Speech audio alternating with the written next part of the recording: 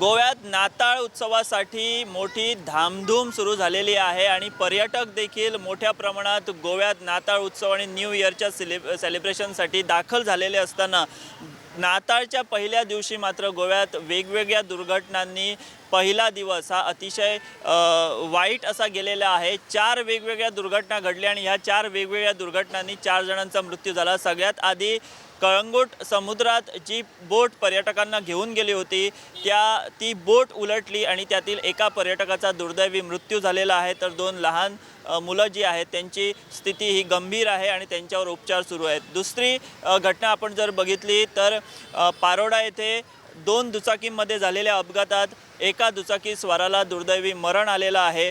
तिसरी दुर्घटना आपण जर बघितली तर वाळपई सत्तरी येथे 22 वर्षीय युवकाचा शिकारीसाठी गेलेल्या ठिकाणी गोळी लागून त्याचा दुर्दैवी मृत्यू झाला आहे। त्याच्याबरोबर जे 2 आणखी साथीदार होते त्यांना वाळपई पोलिसांनी बोलावून त्यांची चौकशी सुरू केलेली आहे। ती बंदूक जी आहे ती सुद्धा पोलिसांनी हस्तगत केलेली आहे। तर चौथी दुर्घटना जी आहे ती फोंडाळ तालुक्यातील सावईवेरे या गावात अनंताचं जे प्रसिद्ध देवस्थान आहे त्या देवस्थानाच्या तळीत एका स्थानिकाला बुडून दुर्दैवी त्याचा मृत्यू झालेला आहे।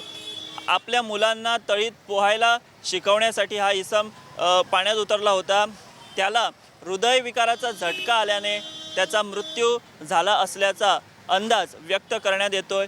या प्रकरणाची सुद्धा पोलीस जी आहे ती पुढील तपासणी करत आहेत, तपास घेत आहेत। तर अशा प्रकारे गोव्यातला पहिला दिवस नाताळचा जो फेस्टिव्ह सीझन आहे तो या 4 वेगवेगळ्या दुर्घटनांमुळे त्याला कुठंतरी गालबोट लागलेला आपल्याला पाहायला मिळतं।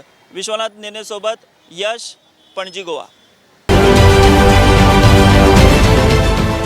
देश विदेशातील प्रत्येक घडामोडींचे लाईव्ह अपडेट मिळवण्यासाठी आता साम टीव्हीच्या सर्व सोशल मीडिया प्लॅटफॉर्मला लाईक, फॉलो आणि सबस्क्राईब करा।